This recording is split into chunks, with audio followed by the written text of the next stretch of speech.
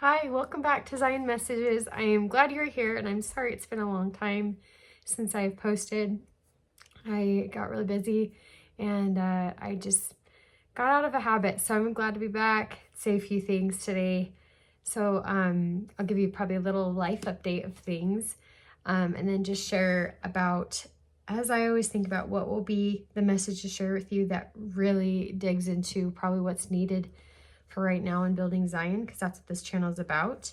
And I felt really prompted to talk, this is a short video, just to talk about Elder Gong's talk from General Conference and finding those that need that belonging and that are hurting in that way. And secondly, talking about, I've had this overwhelming feeling too of being a good steward over what I have been given and what is expected of me right now in life. And it's just so important to take care of what you have. And that'll also touch on another important talk from conference that I'm sure you've heard about. And probably just give you a few challenges and just sharing my testimony of Christ also, which is most important of all. So as far as a life update, I guess, over this past month, I went to San Diego with my family. I was really excited to go and have some time with them. And I do get kind of nervous about vacations. Sometimes it's a lot of work, but I'm really grateful and had a fun time. And as President Oaks talked about, go on family vacations, have a good time with each other, really make that what we look forward to, and get back to basics. That was really wonderful of him to talk about those things. Also, I have been working, I guess I have this feeling of October or the fall having it be a time of work, whereas you think, okay, summertime, it's bright and sunny and time to do things outside. And that honestly isn't the case for me when I have all my kids at home and we have lots of these trips that we go on, or reunions, as I talked about before with family reunions. So I didn't get some things done that I was hoping to in the hobby and goals that I have here. And I just feel so happy as I do them. I realize I have to still bridle my passions, but I do feel this sense of happiness and fulfillment. And maybe, as I had a really nice woman tell me one time before we moved out here, and she had seen my enthusiasm. She goes, you probably have some hidden talents of doing these things like beekeeping and growing gardens and, tending the land in that way, and just being someone that is kind of a busybody as I am, that kind of leans towards those tasks. So there's a lot of things to do when you do those things, but I like it. I'm just so grateful to be out here. With that being said, I did get goats. So if you see some of those structures out there, there's some little goat houses, there's a pen, and I will show you guys that next time. I just didn't feel like I wanted to do it today. I just knew I needed to put out a smaller video just to get back into the habit. And I also put in an orchard, about 12 trees, 12 fruit trees, and that was a lot of work too. And just tending to the different animals' needs. One thing about having this lifestyle in this home is that it's really fun. The excitement of getting them is really great, but it really shows that you love it and that you actually care and want to do this if you're going to take care of it as time goes on. So thus being my rabbits, I put in a rabbit colony at the very beginning of this year, and they've needed some tending to, so I worked on that, or some tending to other the garden around that the harvest that's been given to me, like really trying to see through to the end. And it's hard, and there's so many tasks going on and things going on right now. And we also we're in a very busy month of having our kids in different activities. I got a new calling. I'm not doing organ anymore. I'm in the primary presidency as a secretary, and I'm excited for it in the sense that I loved the organ, that I was able to express my musical talent, and I love music, and it kind of soothed me to play it and to be the kind of the boss over what's going on. And now I'm a little more out of control being in a presidency where there are many different opinions going on and navigating a new world of all these processes that need to happen and go on, and the thank yous to the teachers and baptisms and the primary program and having presidency meetings. There's a lot of things. So I've enjoyed being with people. It was sometimes kind of lonely to be practicing the organ and go to the church the late hours of the night sometimes when I needed to get a practice in, and having to do that without anyone there. And then the prelude, postlude, interludes, all of that, I wasn't able to talk and be friendly with people because I was trying to create a good feeling for the meeting of having music going on. So it's been an adjustment, and I've been learning, and I love being part and living at a time where I'm learning. And sometimes I just am so exhausted at the end of the day, like, wow, I really don't know what I'm doing, or wow, these goats, I can't believe I decided to do it this way. Or for example, I got a goat mama with 3 babies. They're older babies, so I thought, okay, I'm gonna get her and her babies, I'm gonna sell them off, they're gonna wean off her. But actually overseeing the whole process of making sure she's weaned and like not gonna get mastitis and that she will just dry up is another mental thing in my brain to watch over. And I thought, oh, why did I do it that way? But it was really fun to have the babies for a little bit, and I kept one of the babies. And then I did get to go, as you saw on some of my past, I've been uploading a few more YouTube shorts rather than these bigger videos, because that's just kind of showcasing some of the things I've been doing. And I was able to milk her. I was supposed to. At that time, I could tell her milk bag was getting really big and she needed that help. And I was able to kind of have my hand at milking about 2 or 3 times. And right now you could tell she's drying up, and it's great. And I was able to try that milk and see what that process is like and have my kids try it out. And the milk was so good. And it was so, like, I did not taste a hint of goat. It's a miracle. There's not a hint of goat in it, at least for this particular breed, the Nigerian dwarfs. But it did have the taste of being raw and unpasteurized. I don't know how to describe that, but and it's, yeah, really creamy, really mild, and it was really cool. Maybe someday I will do that, but that's not the case right now. Just getting the goats is enough. So yeah, it's been a beautiful life, a wonderful ride, and I do sometimes feel like, wow, when's the shoe gonna drop? And that is acting in fear and thinking in fear. And I've learned before, I think Brene Brown talked about it, that sometimes we always try to beat vulnerability to the punch, that we don't allow ourselves to be as joyous and happy, because we'll feel like we'll have that much more of a fall. Sometimes I see my young kids, my one daughter, she's just so cute, spinning around and being happy and wanting to snuggle me, and it just makes me feel so happy. But I catch myself sometimes checking it out a little bit, but I need to be in the moment. Or with thinking that earlier this summer, I was going through some really rough depression, and just thinking, I can't believe I had that at one point. And knowing, like, will that happen again? And I'm so grateful to God to have helped me through to get to this point. And maybe it's times and seasons that for his own knowledge of what I need to experience and go through, that at that time I really needed to learn again about the gentleness I should give myself, and the supplication I should give to my Heavenly Father, sometimes that you don't do until you're going through a really rough trial. But I am very grateful to have had blessings and miracles, the small ones, going through a mild depression episode, as that was mild. I've had really worse. And so that was actually probably pretty bad considering what some people go through. I don't know what it was, but I'm so grateful that things have gotten better. And I will just have to figure it out as the time comes again, if I have it again, and that's okay. In the meantime, I want to share my testimony and the different things I've learned. I enjoyed conference. I tried to, more than I have before. I wouldn't say it was great at it still, but it did definitely, I could definitely tell it made a difference. I tried to slow down, snuggle on the couch with the kids.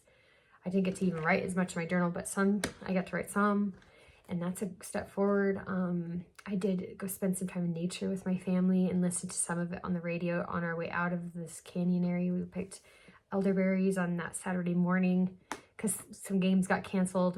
My son's games for sports got canceled. So I thought, let's go do that and then listen to conference on the way back. And that was really nice. And it was just a peaceful back to basics conference, and more, you could tell people had more of their personalities in there. It just felt more real, and it was very refreshing. I don't know if anyone else felt that way. And it felt very like home, I guess. And I've talked about that in the last video, that sometimes I feel homesick for Christ.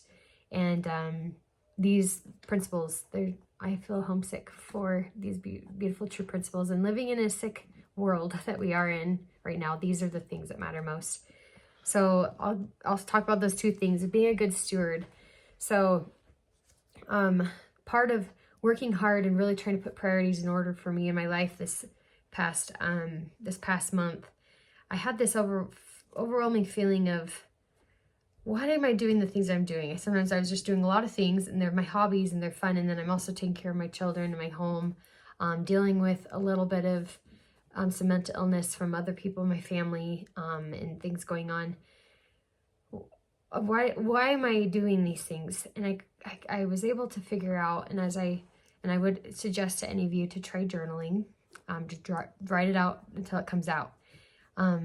That it was because I have this core belief of being a good steward over what I have and what I've been given. And it goes back to Elder Brown's talk. And of course, maybe you've heard of it, you already listened to it, or you loved it, and it seemed that it was a favorite amongst many people, because it struck such a chord with so many people, that we are to cherish what we have been given. This testament, our conversion, is a gift from God. And this faith that has been given to us is a gift from God. If you've gone through the trials to then realize that, you don't have that strong of a conviction until you've gone through so much. And it is to be taken care of. And so with how much beauty is happening in my life right now, I don't say everything's perfect, but there's a lot of good right now. I want to cherish it and take care of it. And also the joy of living a gospel in a way that makes me happy. I have protection, I can tell, from the world because of the covenants that I keep, and I've tried to safeguard in my home and in my family and myself. And it's being a good steward over relationships and people, making phone calls, being a good steward over my time and not wasting that away, being a good steward over my body and my health, and being a good steward over my testimony. So that's basically what we talked about, because it's just so important to keep that close, and your fire can never go out. You've lit the fire forever. You can never go back. You're changed forever. And once you know how much God loves you and that you have been bought with a price, you will cherish that conviction and that knowledge, and always want to come back to Christ and have that relationship with them, so you can draw from that everlasting well of water of love and purpose and belonging, because he is the way. He is going to come back, and he will be able to minister to you, and he can now, but he will be able to be with you and live with him again as he comes. And we are preparing for that, being in these last days. These last days are getting crazy, and with everything that happened with the shooting and conference, President Nelson dying, these things are fast, and it's really surprising to me. And I felt kind of sad thinking about, what if that happens to me? You've thought about that too, and what you will do if that is the case. So being prepared for those times ahead, being a good steward, honestly. So next I wanted to talk about, first, before I go to the next one, fasting. I have not been fasting for a couple months or 3 months. It just wasn't working out I try to fast when I'm on my higher time of my cycle in the month, and not doing it exactly on that fast Sunday every month, because I may not have the energy. I felt strongly as I've tried to test that and really say I could just do it. It actually ends up not being helpful or spiritual for me if I don't fast at the time that actually works with my monthly cycle. And so when I did fast at a time when I was able to do it and I had the energy, I felt so much power. I had clarity of mind. I was able to go to a whole presidency meeting from like 1 to 3 or 2 to 4, and just be able to have that clarity in my mind. And with 2 to 4 p.m. is what I mean. And breaking my fast at 5 or 6, like, I was fine. I felt fine. I was still hungry and I felt like, yeah, I needed to eat, but it felt good. Anyway, I'm saying this was short, but I want to share that with you, and knowing and testing all those things, and knowing that fasting is actually a commandment. And it's I want to be that kind of person, as we read in the scriptures, of the people, as the prophets in the Book of Mormon have said, that fasting and prayer leadeth to miracles. I want to be that person that follows that direction. And I would suggest to you to try to do that as well. As I told you, I'll be giving you some challenges here today. And next challenge, I guess, while I'm talking about it, is to read the Book of Mormon every day. Every day. I'm trying to do this, but I haven't been great about it. I will say that there's been something really cool with my own in-laws and family. I have a really great sister-in-law that decided to take on this idea of sharing a thought of the Book of Mormon every single day on the WhatsApp app. Yeah, that WhatsApp, I think, is what it's called. And every day, without fail, she's putting in a good few paragraphs of here's your reading, this is what it's kind of about, and asking us a question and creating dialogue for all of us in that group chat. But there's not a lot of engagement. I try to engage sometimes too, but that's what's so cool. She's still being persistent and really getting people together on what matters most, and that is to be sharing our testimonies with each other. And she wants us to share and pull out maybe things in our life that we're going through, different perspectives we have, maybe experiences in our own areas, because we live all around in even different parts of the world, India and Korea and Alabama and Idaho and here, like they're all over. So, and this is my in-laws, and I'm just so grateful to be married into a good family. And they just need to come together a little bit more. That's kind of how it goes when you have a bunch of brothers. That's my husband is one of many brothers and one sister. So, and it has made me want to read the Book of Mormon more. And it has, and it's so cool. She just does one page front and back every day, and it's beautiful. And we're already in Jerem, and it's in the book of Jerem, and there's beautiful things coming of this. The fruit of it is good, and it gives me protection. As President Nelson has talked about, it gives you protection. And now I'm excited to see what President Oaks has in his presidency and what he is going to be known for, what he knows to be good for us at this time. And I can already see a softening in him that's so great. My husband and I were slightly nervous on if it would change people's mindsets on being in the church, but it's not, for the most part, what I'm seeing, because people, I think at this point, if they're in the church, like they're in it. Like they're not just going to be swayed by there being a prophet that's a little bit more soft.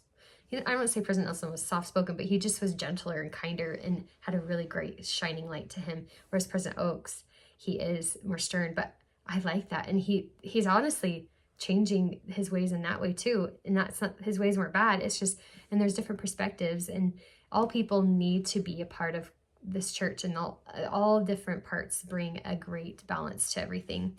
So these leaders of the church, God knows, Christ, the leader of the church of all, he knows, and he calls his servants, and he knows what he's doing. So lastly, I wanted to share with what Elder Gog talked about, of us not just tolerating and accommodating for people that are different for us, but actually welcoming them in with open arms, helping them feel loved and have belonging. And I've been having this feeling that I need to do that more. And sometimes I get the strokes of revelation to do so. But then I have the adversary come right in and tell me no, or tell me that's dumb and you don't have time, or it gives me distractions. And I'd just like to encourage you to find ways that you can do that. And if you can get to that point that you will have those strokes of revelation to know who it is and how you should do it, or if it's already just existing people that you're working with and trying to befriend and love, but all need to come to Christ, and all the one needs to be accounted for. That was also talked about. So it was kind of, I feel like, an overarching theme in the conference, that we need to account for everyone. And even if I've had this one revelation, it doesn't make sense. It still doesn't make sense. And I'm still working with it. And I'm hoping it'll pan out, but I know it takes step by step.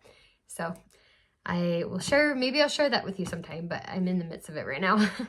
But I hope you guys have a great day, and I hope you'll take those challenges to heart, and I will see you next time.